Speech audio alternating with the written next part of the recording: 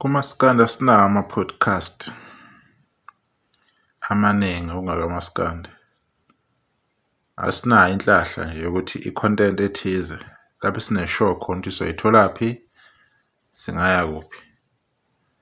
Kodwa kulokhu okuncane esikubonayo engabe sithembela kukho, engabe sibambela kukho, kuba yikho futhi okugcina kungasahambi ngendlela esinethemba ngayo. I-Perfect TV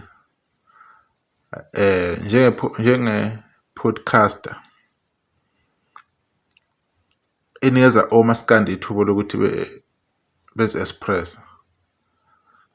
Angazi ukuthi kwenzakalani if bebiza ama-guest kahle kahle.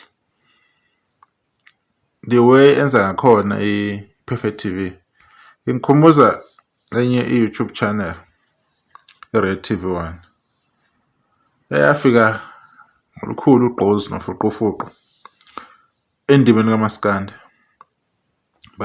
Babehamba hle kakhulu ababhemu ngendlela abophethe ngayo umsebenzi wabo. Kwawumnandi, enjoyeka nje into yabo. Into eziningi futhi omaskandi saqala nokuyinothisa seyilethwa yibona. Baningi abaculi abaduma ngayo i-Red TV1 nabagcina benothiseka kubantu, nabagcina bengena kubantu. Kodwa indlela ehamba ngayo i-Red TV1 kwase kucacile ukuthi bathathe isayidi. Lokho bangakuphika belala ngomhlane ukuthi akunjalo. Indlela ohamba ngayo, indlela okhuluma ngayo, indlela ekutha ngayo, usheshe ubonakala ukuthi okay, unihamba kuliphi isayidi. Ngishathona ukuthi uyazama ukuyifihla, usheshe ubonakala. Right? I-podcast into enhle kakhulu, into enikeza ithuba ukuthi umculi azi-express, akhulume ngendlela afisa ngayo, abeke yonke into ayithandayo.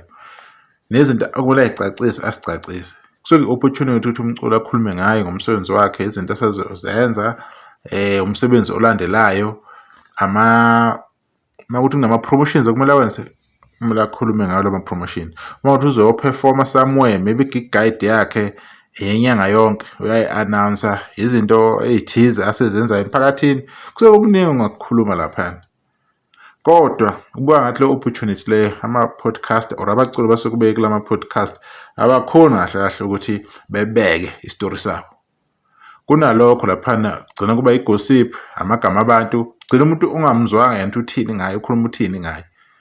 Umuntu ukhuluma ukuthi me laphana, uba entitlement, ufuna into ize kuye kuphela. Akukho lapha akhuluma khona ngento esiza abanye abantu.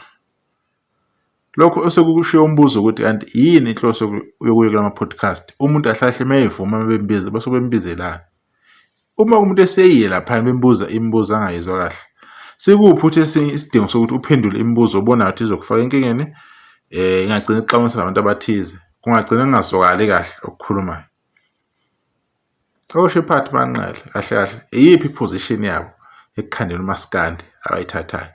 Bona kuba khona kumaskandi yini athi yena njengoShephathi Manqele we-Perfect TV mina ngiyimisele ngani, yini ngizoyibuild except kuzobhidliza igama elinokhuzane phakathi. Ngoba kwi-episode e1 bazokhuluma ngahle into ethinta ukhuzane, same episode bayamgxa ukhuzane. You understand? Kahle kahle kwenzakalani? For the fact that every time uma kune episode eyenzakalayo kule Perfect TV kumele ihlale ngene igama lakhuzane. Ukutshelani lokho ngayo lo channel le? Yini kahle ekutshela ngayo ukuthi yini abana content, abazi bazokhuluma ngani, bafuna i-trend, kwenzakalani? Kunomcimbi wakhuzana okhona nge-22 March 2025 akukhulunywa ngawo, akukho kuvezwayo, akukho kusupport okukhombisa ukuthi le i-podcast kamaskandi. So ithini into yoShephathi Manqele? Yini into abayimisele ngayo? Yini abafuna ukuduma ngayo? Baziwe ngayo kulo maskandi. Bafuna ukwaziwa nje abantu abazodicela abantu izithunzi abaculi bebize oZanefa ngithi bezokhuluma noma yini abayithandayo. Abese yasineka yena uPerfect. Iyona role le yafuna ukuyidlala kumaskandi. Iyona position le aseyitshela yona ukuthi hayi mina as uPerfect ngizokwenza kanje. Izinkulumo ezilumelayo lokho ivela ngakuye uZanefa. especially njengale nkulumo ethi ibheke kuma-yogurt. Besikuphi isidingo sayo? Bekade kwenzakalani? Bafike kuphi la? Kade bekhuluma ngani? Ibimfaka ngani ama-yogurt le interview kade bayenza? Yini le ehlula abantu ukuthi umuntu akhulume ngayo ngomsebenzi wakhe, everything ibe ngayo umuntu? Yini emhlulayo? Because kusuke kubizwa yena umuntu evumile ukuzo-interview. Khuluma ngendaba zabantu, indaba zemizi yabantu, nemibuzo yakhona kanjani oMandla Ntoni. Kungenaphi? Ku-related kanjani kuloo nto leyo? Sekuyi-gossip channel le ukuthi amadoda ahle bathini. Ubhilda kuphi umaskandi lo? Ngoba kancane kancane kuyaphumeka esandleni. Uyogcina umuntu engasakwazi ukurecover abuyele endlela kade kuyiyona. Uyogcina umuntu eselahleka ngempela kuyinhloso nqangi yokuthi i-channel wayeyivuleleni. Cause kuyabonakala manje ukuthi it's all about ukutrenda, clickbait, ama-views, nama-likes. Ukuthi iqiniso namagama abantu ayadiceleka phansi abasenandaba nalokho. It's all about mani ukuthi umuntu uzotholani. Ngishuthile episode ngengikwazi ngingatholi lutho. So asikhulumeni amagama abantu ukuthi sikhuluma kanjani ngapha abanamsebenzi. Akuyinto ebuhlungu le painful.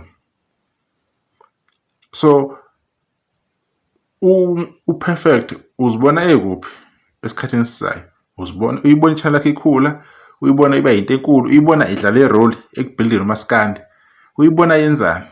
Cause ama-channel mina ngithi ethi iyapromise, ngithi ethi mhlambeni bazoletha something abakwaziyo bona ukwenza. Ukuyo-record episode over an hour, it takes a lot of time. Uku-editha, ukuhlala phansi, uset-up equipment, yonke loo nto leyo. Kodwa kubona ngathi lapho kumaskandi sisebhadini elibuhlungu kabi.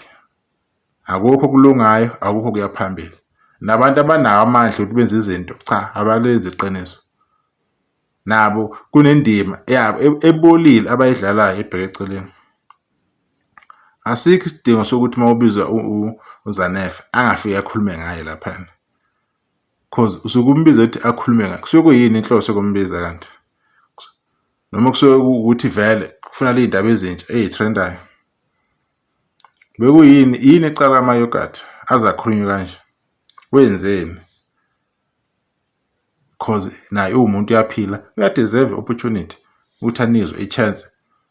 Yini enye ama-yogurt azokhona futhi ukuyenza if angasakhona ukuthola apha emculweni? Lo ako kumele abizwe ubani if engezokubizwa kule micimbi enjengale? So ezinye izinto ziyadisappoint.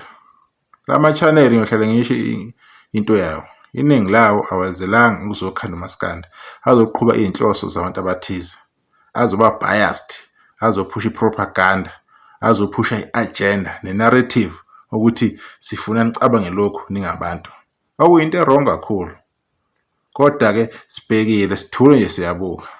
And futhi sokusebenza lama-video kanje seniqwashisa ukuthi hayi bo, babhekeni laba bantu laba. Abazile ukuzokhanda, abazile ukuzokwenza kahle emculweni kamaskandi. Asazi ukuthi uyofika phi. Saturday umcimbi khona 22 March 2025 Blue Nation Festival ese-Carnival City 15 years celebration. Ngiyabonga siyohlala okuzayo. Sithembe ukuthi ake sibuye sizokhuluma le topic enjengale engamakho umaskandi. Nisale kahle.